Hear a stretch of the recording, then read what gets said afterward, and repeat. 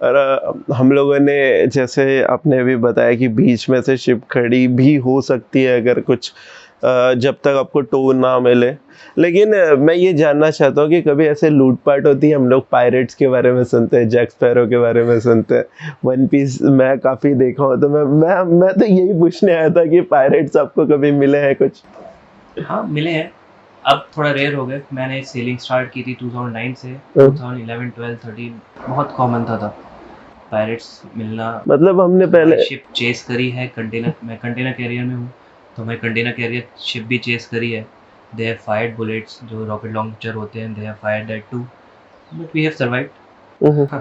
किस्मत अच्छी थी फॉर्चुनेटली। हम्म।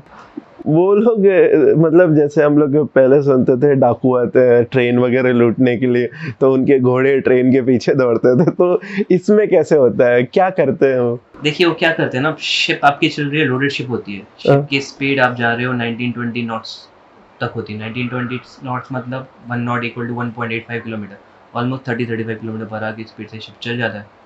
तो वो लोग अपनी स्पीड बोट से आते हैं, they try to board the ship. अब किस दो बंदे भी चढ़ गए अगर उनके पास गन है, आप सामने 24 या 40 बंदे भी होंगे, you can not do anything, you have to surrender to them.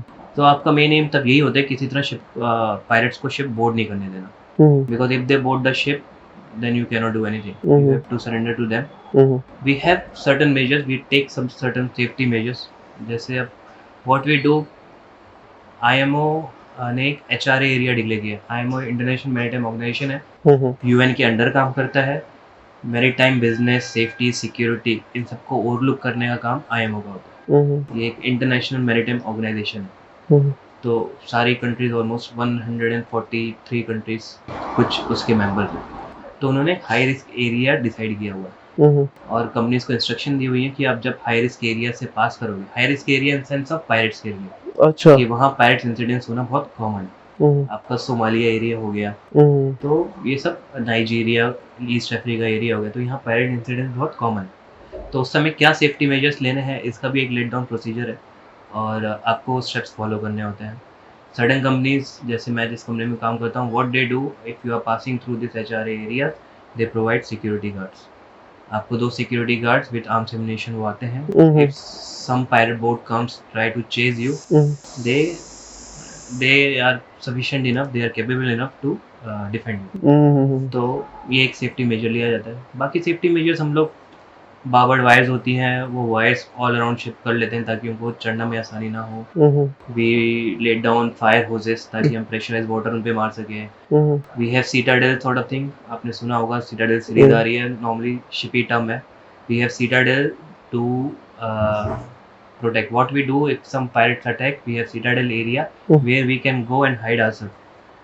That area is sufficient by itself, means we have toilet, bathroom, sufficient drinking water, food, so that we can lock that area and we can stay inside for 4-5 days, so that they cannot capture us and kidnap us.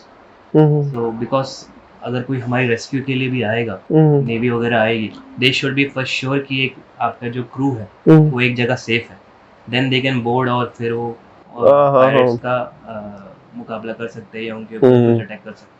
Once they have to be sure. So we have communication system in there. We have water, food. We are directly in communication with the office, directly in communication with the navy कि हम सब लोग safe हैं, you can directly board. तो हमारे पास हमारे safe guards भी हैं, we can safeguard। इसलिए अब बहुत रेयर हो गया। हमारी ट्रेनिंग कराई जाती है हर महीने 2 महीने में, अगर आपके पायरेट अटैक हुआ तो आपको कैसे अपने आप को बचाना है, वो सब ट्रेनिंग, वो प्रॉपर ट्रेनिंग उसकी होती है।